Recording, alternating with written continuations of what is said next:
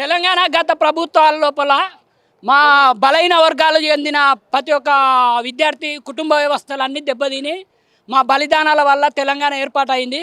గత బీఆర్ఎస్ ప్రభుత్వం ముందలకై సుఖబోధాలు అనుభవించి ప్రభుత్వం అన్ని ఉద్యోగాలు పొందింది తప్ప నలుగురు వాళ్ళ కుటుంబంలో మా బలైన వర్గాలకు ఒక ఉద్యోగం జరగలే. మా అన్న వాళ్ళు పెట్రోల్ పోసుకొని బలిదానాలు చేసిరు. వాళ్ళకి ఆత్మ శాంతించలేదు. మళ్ళీ వీళ్ళు జూన్ 2 తారీఖు అమరవీరుల దినోత్సవం అని ప్రత్యేకంగా జరుపుతారు. ఇది మొత్తం దొంగ నాటకం. వాళ్ళ శాంతి జరగలేదు. గత ప్రభుత్వం ఎట్లయితే మాకు 19 ఆర్టికల్ భావ వ్యక్తీకరణ లేకుండా 21 ఆర్టికల్ జీవించలేకుండా చేస్తుండగా రజాకారుల వ్యవస్థ ఎట్లున్నదో అట్లా రజాకారుల వ్యవస్థ లాగా నిరంకుశ ప్రభుత్వం చేసినందుకు గత ప్రభుత్వాన్ని బీఆర్ఎస్ అనే ప్రభుత్వం లేకుండా చేసినాం. ప్రతిపక్షంలో ఎడమ సైడ్ ఊసేట్టినాం. కాంగ్రెస్ ప్రభుత్వానికి గిట్ట ఇదే ప్రభుత్వాన్ని మళ్ళీ ఎడమ సైడ్ ఇదే ప్రభుత్వాన్ని ఊసేడతాం.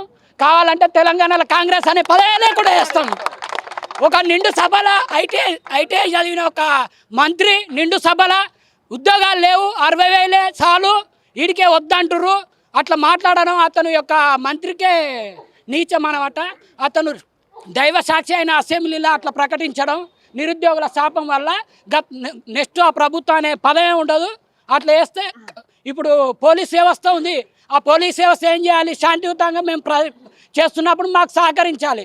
కానీ డ్రస్సులు రాకుండా వేరే డ్రస్సులు వచ్చి మాకు హక్కు లేకుండా మా మీద చెయ్యడం, విద్యార్థుల మీద చెయ్యడం అనేది ఎవరికి హక్కు లేదు. భూమి మీద పుట్టిన ప్రతి ఒక్క వ్యక్తికి జీవించే హక్కు ఉంది. ఆ రాజ్యాంగం ప్రకారం మాకు హక్కు ఉంది, ప్రశ్నించే హక్కు ఉంది. మా హక్కులను మేము కాపాడుకుంటాం. అందుకే తెలంగాణ ప్రభుత్వం ఏర్పడింది. ప్రశ్నిస్తున్నాం. కానీ పోలీస్ వ్యవస్థ అట్లా లేదు. రజాకార వ్యవస్థ లాగా మా మీద తిరగబడుతుంది. మేమేమైనా అడవి జాతులా? ఇప్పుడు ముగాలా సింహాలా? మేము గిట్ట మనుషులే కదా. ప్రశ్నిస్తున్నాం. మా హక్కుల కోసం ప్రశ్నిస్తున్నాం. మేము ఊరికొత్త మళ్ళీ పిల్లని ఇయ్యరు. మాకు తెల్లగా గడ్డాలు వస్తున్నాయి. జాబే రా అంటారు. జాబ్ కోసమే తెలంగాణ ఏర్పాటైంది. మాకు ఒక్క జాబ్ వస్తలేదు. ఊరికెళ్ళి ఒక ప్రశ్నించే హక్కు లేకుండా ఇది. మా వాళ్ళకన్నీ తల వంచుకుంటున్నాం. మాకు జాబులు ఎప్పుడు వస్తాయి? ఇలాంటి నీచ ప్రభుత్వాలు ఉన్నాక ప్రజాప్రభుత్వం అంటారు. ప్రజాప్రభుత్వాన్ని మమ్మల్ని అనగదొక్కుతుర్రు.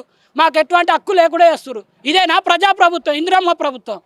ఆనాడు ఇందిరమ్మ 1970 ఎమర్జెన్సీ అప్పుడు ప్రశ్నించే ప్రతి వ్యక్తిని జైల్లో వేసింది. అదే హక్కును మీరు కాపాడుకుంటారు. కానీ ఇందిరమ్మ అని గొప్పలు చెప్పుకుంటారు. కానీ అది ఆ వ్యవస్థ అనేది దెబ్బ మంచిది కాదు. కాంగ్రెస్ ప్రభుత్వం గిట్ట తీరు మారాలి. తీరు మారకపోతే నెక్స్ట్ అనేది కాంగ్రెస్ ప్రభుత్వమే ఉండదు. అసలు ప్రభుత్వ వ్యవస్థలే ఉండవు. స్టూడెంట్ మేమే పరిపాలించుకుంటాం తెలంగాణ. ఒక్క ప్రశ్నకు జవాబు చెప్పు. ఈరోజు చిక్కడపల్లి లైబ్రరీ నుంచి అశోక్ నగర్ దాకా జరిగిన ర్యాలీ కొంతమంది పెయిడ్ ఆర్టిస్టులు కొన్ని పార్టీల ప్రోద్బలతం జరిగింది. నిజంగా నిరుద్యోగులు ఎవరు ఇట్లా చేయట్లేదు. మేము ఇచ్చిన 60,000 ఉద్యోగాలతో సంతృప్తిగా ఉన్నారనే మాట వినిపిస్తా ఉంది. ఈ 60,000 జాబ్లు వేసింది అతను కాదు. గత ప్రభుత్వం బీఆర్ఎస్ వేసిన ప్రభుత్వం పోస్టులు నింపి సగర్వంగా మేము పారదర్శకంగా నింపినాం. మేము ఎటువంటి అన్యాయం లేకుండా వేసినాం. మా పారదర్శకంగా పెట్టి అవినీతి లేకుండా వేసినాం. మంచి ఖర్చు పెట్టి మేము వ్యక్తికి అన్యాయం చేయకుండా వేసినాం అన్నారు. మళ్ళీ అట్లా చేసినప్పుడు వీళ్ళు ఒక కొత్తగా సృష్టించేయాలి. కానీ గత ప్రభుత్వం వేసిన జాబులు నా జాబులు అంటే ఎవడో అన్న పిల్లాడిని మా అన్న పిల్లాడు అంటే నమ్ముతా అన్న. మేము చదువుకున్నందుకు మాకు చదువుకున్నాక మా ఇంత తెలివి ఉండదా? ఆయన తెలివి లేనందుకే తెలంగాణ ఏర్పడ్డదా? మాకు నిధులు హక్కులు అవి రాకపోవడమే గత రాష్ట్రం నుంచి మేము ఏడిపోయినాం. గత 60 ఏళ్ళ నుంచి అనుభవిస్తున్నాం. అట్లా మాకే పాట అసలు మాకు పాట ఎందుకు? మాకు పార్టీ లేకనే డైర్ లేదు, తొడుకోనికి బట్టలు లేవు. మాకు పార్టీ లేకునా? పార్టీ లేక మేము ఆడ రోడ్డు మీద ఇచ్చే రామ్ అనే అరెప్పలు తిని బతున్నానా చదువు కొట్టాలని. మాకు ఏ ప్రభుత్వంతో సంబంధం లేదు.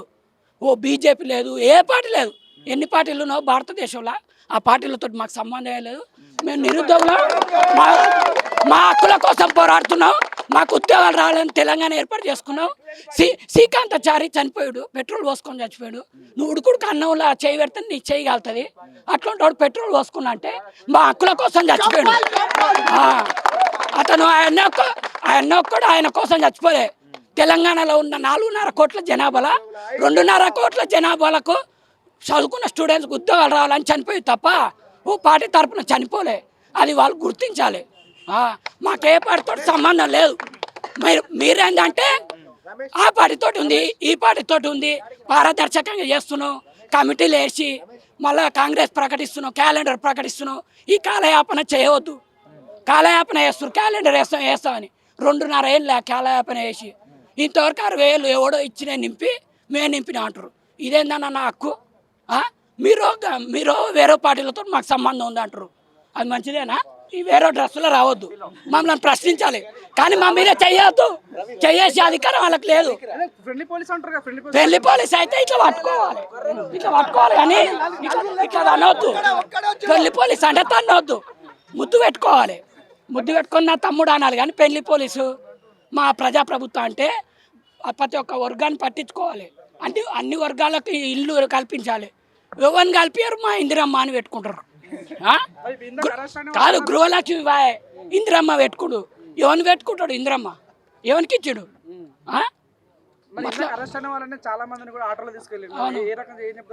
అది రజాకార వ్యవస్థ కంటే అసుట్ ఉంది. మా బావ అయితే ఆ నిజం అన్న జర నయం కానీ వీళ్ళు ఇంకా నిరంకుశంగా పరిపాలించారు. ప్రజాప్రభుత్వం అనేది ఆ నిరంకుశత్వాన్ని వదులుకోకపోతే నెక్స్ట్ వచ్చే ప్రభుత్వంలో కాంగ్రెస్ అనే పదే ఉండదు. మీరే వద్దంటారు ఉద్యోగాలు చాలా బాబా. మాకెందుకు వద్దానా? మాకు గడ్డమై పిల్లలు లేరు, జాబు లేక ఓడిస్తలేడు. మేమెందుకు అంటాం? వాళ్ళు తప్పించుకోనికే, కాలం గడపనికే అట్లా ప్రకటిస్తున్నారు. అది మానుకోవాలి. వాళ్ళకి జాబులు వేసి పైసలు ఇచ్చి నడపాలనే లేదు. వాళ్ళకి అది ఉంటే ఇట్లా చెప్పారు. రీసెంట్గా జరిగిన అసెంబ్లీ సమావేశాల్లో శ్రీధర్ బాబు గారు ఏం చెప్పారంటే ప్రభుత్వ సెక్టార్లో 5% కూడా ఉద్యోగాలను భర్తీ నింపలేం అధ్యక్ష అని అన్నారు. ఎందుకు మీరు అమలు కాని హామీలను మీరు ఎందుకు ఇచ్చినట్టు? మీ మేనిఫెస్టోలో యూత్ డిక్లరేషన్లో ఒకే ఏడాది 2 లక్షల ప్రభుత్వ ఉద్యోగాలను చెప్పారు కదా. ఎందుకు మీకు చేతకాని దద్దమ్మ ప్రభుత్వము మీరు రాజీనామా చేయండి. మీ పరిపాలన చేత కాకుంటే ఏం చెప్తారు? అవసరం ఉంటే నిరుద్యోగుల ఎన్నికల టైంలోనే మీకు అవసరమయ్యారు, ఇప్పుడేమో ఉద్యోగాలను ఇయ్యలేమని మాట్లాడుతున్నారు. ఎందుకు మరి గత ప్రభుత్వం ఇచ్చిన ఉద్యోగ నోటిఫికేషన్లనే మీరు ఓన్లీ నియామక పత్రాలు మాత్రమే ఇచ్చారు తప్ప ఒక్క ఉద్యోగ నోటిఫికేషన్ అయినా ఏ జియో ద్వారా ఏ ఫైల్ మీద ఏ ఆర్థిక శాఖ ద్వారా మీరు ఆమోదించి మీరు ఉద్యోగ నోటిఫికేషన్ ఇచ్చిరని మేము ఈ మీడియా ముఖంగా మేము తెలియజేస్తా ఉన్నా. ఈరోజు మేము ధర్నా చేయాలంటే నిన్న మా నిరుద్యోగ మిత్రులందరూ కలిసి దిల్సుఖ్ నగర్లో చేసిరు. ప్రజాప్రభుత్వం అంటున్నారు, అంటే ధర్నాలు చేస్తేనే నోటిఫికేషన్లు ఇస్తారా లేదంటే ఇవ్వరా అని మేము ప్రశ్నిస్తూ ఉన్నాము. ఎందుకు తెలంగాణ వస్తే ఉద్యోగాలు, నీళ్లు, నిధులు, నియామకాలని తెలంగాణను కష్టపడి తెచ్చుకుంటే ఒక పార్టీ అతను మోసం చేసి మమ్మల్ని 10 సంవత్సరాలు కూర్చోబెట్టారు. ఇతను వస్తే మా రాతలు బాగుపడతాయేమో, మేము ఉద్యోగ నోటిఫికేషన్లు సాధించుకొని మేము బాగుపడతామేమో అని ఆలోచిస్తే అతనికంటే గరాన మోసం చేస్తుండు ఈ మోసగాడు. తక్షణమే శ్రీధర్ బాబు నిరుద్యోగులకు క్షమాపణ చెప్పాలి. తక్షణమే 2 లక్షల ఉద్యోగాలను ఖాళీలను గుర్తించి జాబ్ క్యాలెండర్ను ప్రకటించి వెంటనే ఉద్యోగ నోటిఫికేషన్లు వేయకుంటే సెక్రటేరియట్ను ముట్టడిస్తాము. మీ మంత్రుల ఇంటిని మీరు బయట ఏడా తిరిగినా మిమ్మల్ని పరిగెత్తించి కొడతామని హెచ్చరిస్తూ ఉన్నాము. ఏదైతే తెలంగాణ రాష్ట్రము స్వరాష్ట్రము నిధులు నియామకాలు అనే సిద్ధాంతంలో ఏర్పడిందో ఆ సిద్ధాంతం కోసమే మా అన్నలు కానీ మా అక్కలు కానీ ఎవరైనా ధర్నాలు చేసిండు ఉమ్మడి రాష్ట్రంలో. కానీ ఆ నియామకాల కోసము గత ప్రభుత్వం ఇచ్చింది ఒక 40 ఇవ్వచ్చు, లేక 50,000 ఇవ్వచ్చు, 60,000 ఇవ్వచ్చు. కానీ చాలామంది ఏమంటారంటే అంతగానం ఇచ్చింది కదా, మీకు ఎందుకు జాబ్ రాలేదు, మీరు ఇట్లానే ధర్నాలు చేస్తారా, ఇది చేస్తారా, అది చేస్తారా, మమ్మల్ని కామెంట్ చేస్తారు. కానీ మేము చేసేది అందరూ దాదాపు 30 లక్షలు ఉంటే దాదాపు 2 లక్షలు 1 మార్క్స్తోనే లేదా 1/2 మార్క్స్తోనే అటు ఇటు అవుతుంది. అలా అవ్వకూడదనే గత ప్రభుత్వము పెద్ద నోటిఫికేషన్ ఇవ్వమని మేము మొత్తుకుంటే ఇవ్వలేదు. కానీ కాంగ్రెస్ ప్రభుత్వము 2 లక్షలు ఒకేసారి ఇస్తాము, అది 6 మార్కులతో 1 మార్కులతో ఏదైతే మీకు జాబ్ మిస్ అవుతుందో ఈ వరదలో మీరు కొట్టుకొని పోవాలని, మీ తెలంగాణ ప్రభుత్వం వస్తేనే, తెలంగాణ రాష్ట్రంలో కాంగ్రెస్ ప్రభుత్వం వస్తేనే మీ భవిష్యత్ మారుతుందని అందరి సాక్షిగా సభలో అందరి ముంగట రేవంత్ రెడ్డి ఏదైతే అన్నాడో అదే నోటిఫికేషన్, అదే 2 లక్షలు ఇవ్వమని మేము అడగడం తప్ప శ్రీధర్ బాబు ఇప్పుడు గవర్నమెంట్లో ప్రభుత్వంలో మేము నోటిఫికేషన్ ఇవ్వలేము, ప్రైవేట్ జాబ్ చూసుకోండి అన్నావు. నీకు దమ్ము ధైర్యం ఏమైనా ఉంటే నువ్వు శ్వేతపత్రం రిలీజ్ చేయి. దావాస్ మీటింగ్ వెళ్ళినావు కదా, తెలంగాణ రైజింగ్ మీటింగ్ పెట్టుకున్నావు కూడా, ఎంతమందికి నువ్వు ప్రైవేట్ జాబ్ ఇప్పించినావు, ఎంతమందిని నువ్వు కంపెనీస్ ఇక్కడ దావాస్ నుంచి ఇక్కడ ఎన్ని కంపెనీస్ వచ్చినాయి, ఎంతమందికి మా తెలంగాణ విద్యార్థులు ఎంతమందికి నువ్వు నోటిఫికేషన్ ఇచ్చినావు, చూపెట్టు నువ్వు దమ్ము ధైర్యం ఉంటే. అప్పుడు కదా నువ్వు చెప్పాల్సింది మేము గవర్నమెంట్ జాబ్ ఇవ్వలేము, ఇంత ఇంత లక్షల మందికి మేము ప్రైవేట్ జాబ్ ఇచ్చామా అని నువ్వు చెప్పుకోవాలి కదా. మరి ప్రైవేట్ జాబ్స్ లేవు, గవర్నమెంట్ నోటిఫికేషన్ లేదు, అయినా సరే మేము నోటిఫికేషన్ ఇవ్వము. అసలు ప్రభుత్వం మీద మీరు ఆశలు వదులుకోవడం ఎంతవరకు కరెక్ట్ మీరే చెప్పండి. రేవంత్ రెడ్డి నీకు చెప్పుకుంటున్నావు కదా, నీకు ధైర్యం ఉంటే, నేను నల్లమల్ల అడవి నుంచి వచ్చాను, నల్లమల్ల పులి అన్నావు కదా, నల్లమల్ల అడవిలో ఉంటే రోషం ఉండాలి, ఇచ్చిన మాట మీద దమ్ము ధైర్యం ఉండాలి కదా. మరి దమ్ము ధైర్యం ఉండా రైతులకు, ఏ రైతులు అయితే కన్నిటి చుక్క కారి పొలంలో పడాల్సింది మీ లాఠీ దెబ్బల మీద పడుతుంది. ఇది ఉరియా కోసం ధర్నాలు చేస్తున్న రైతులు. ఇదా నల్లమడ అడవి నుంచి వచ్చే మాటలు. ఏ విద్యార్థులు అయితే తెలంగాణ కోసం ప్రాణాలు అర్పించినావు, మళ్ళీ మీ ప్రభుత్వంలో మేము కూడా నోటిఫికేషన్ కోసం ధర్నాలు చేస్తూ ఇగో ధర్నాలు అన్ని తిరుగుతున్నాం. ఇదా నల్లమల్ల పులి, ఇదా నల్లమల్ల అడవి నుంచి వచ్చాను చెప్పుకుంటావు. నేను వ్యవసాయ కుటుంబం నుంచి వచ్చాను. ఎక్కడి నుంచి వచ్చాను? నల్లమల్ల అడవి నుంచి వచ్చావు. నిజంగా నువ్వు నల్లమల్ల అడవి నుంచి వచ్చే, మరి ఏంటి నువ్వు ఇచ్చిన మాట ఎక్కడిపా, నువ్వు ఇచ్చిన హామీలు ఏటిపా, కనీసం ఉందా నీకు? కనీసం ఇంకిత జ్ఞానం ఉందా నీకు? నల్లమల్ల అడవి నుంచి వచ్చే దమ్ము ధైర్యం కెపాసిటీ ఉంటే ఈ తెలంగాణ రాష్ట్రంలో గత ప్రభుత్వం చేసిన అప్పులు ఇగో నేను సృష్టించాను, మా పిల్లల్ని మాఫీ చేశాను అప్పులన్నీ. నీకు దమ్ము ధైర్యం నల్లమల్ల అడవి నుంచి వచ్చి ఉంటే 2014 నుంచి ఇప్పటి వరకు ఉన్న ప్రతి ఎంపీ ప్రజాప్రతినిధులు ఇంటి మీద ఐటీ రైడ్స్ చేపించి, ఐటీ రైడ్స్ సోదరులు చేపించి వాళ్ళ దగ్గర ఉన్న అవినీతి ఉన్న డబ్బులు మొత్తం బయట తీసుకొచ్చి ఇగో ఇంత చూపెట్టాను, ఇగో ఇది నా కెపాసిటీ. అప్పుడు కదా నువ్వు చెప్పాల్సింది నేను నల్లమల్ల అడవి పులి అని. మరి అది చెయ్యవు, ఒకరి మీద ఒకరు సవాల్ విసురుతావు. నేను వాడిని అరెస్ట్ చేస్తా, వీడిని అరెస్ట్ చేస్తా. ఆ ప్రభుత్వం నిన్ను అరెస్ట్ చేయలేదు, నీ ప్రభుత్వం వాళ్ళని అరెస్ట్ చేయలేదు. అవసరమా నీకు ఇవన్నీ? ఈ అవసరమై డైలాగాన్ని మేము కేవలం నోటిఫికేషన్ కోసమే ధర్నాలు చేస్తున్నాము. గత ప్రభుత్వంలో ఏదైతే ఎమ్మెల్యేలు మారిపోయిరో మేము మారిపోయినాం అధ్యక్ష, జస్ట్ బాత్రూమ్ పక్కన ఉందని కూర్చున్నామని చెప్తే అధ్యక్ష వీళ్ళకి వాళ్ళ బాధలు అర్థమైంది. అదే అధ్యక్ష నేను అడుగుతున్నాను, మేము ఈ ధర్నాలు చేస్తుంటే గొంతు పోయేలా అరుస్తుంటే మా కన్నిటి బాధలు, మా కన్నిటి ఘోషలు, మా కన్నిటి కడుపు మంట మీకు అర్థం అవ్వట్లేదా అధ్యక్ష? స్పీకర్ గారు మీకు అర్థం అవ్వట్లేదా? వాళ్ళు బాత్రూమ్ పక్కన ఉంటామయ్యా అంటే అవును మా వాళ్ళు పార్టీ మారలేదు, జస్ట్ బాత్రూమ్ దగ్గర కూర్చున్నారని చెప్పడానికి నీకు సిగ్గు ఉండాలి కదా. కనీసం వాళ్ళ బాధ నీకు అర్థమైనప్పుడు మరి మా బాధలు, ఇంతమంది ఆవేశాలు, ఇంతమంది ఘోరమైన పరిస్థితులు మీకు అర్థం కాలేదా? అర్థం అవుందా కాదా? అదే అసెంబ్లీలో జాబ్ నోటిఫికేషన్ క్యాన్సిల్ చేసిరు కదా మీరు. మరి ఎందుకు క్యాన్సిల్ చేసిరు? ఎందుకు క్యాన్సిల్ చేయాల్సిన అవసరం ఏమొచ్చింది? మీ సీఎం గారు 2 లక్షలు ఇచ్చాము, ఒకే ఏడాదిలో 1 లక్ష ఇచ్చాము, 60,000 ఇచ్చాము అని చెప్పుకుంటాడు కదా. మరి ఎక్కడిచ్చిరు 60,000 ఇచ్చి ఉంటే అదే అసెంబ్లీలో ఇగో మేము ఇచ్చాము, నీకు దమ్ము ధైర్యం ఉంటే చూపెట్టాలి కదా. ఇగో 60,000 ఇచ్చాము, 1 లక్ష ఇచ్చాము అని చూపెట్టాలి కదా. ఏమైనా ఉందా?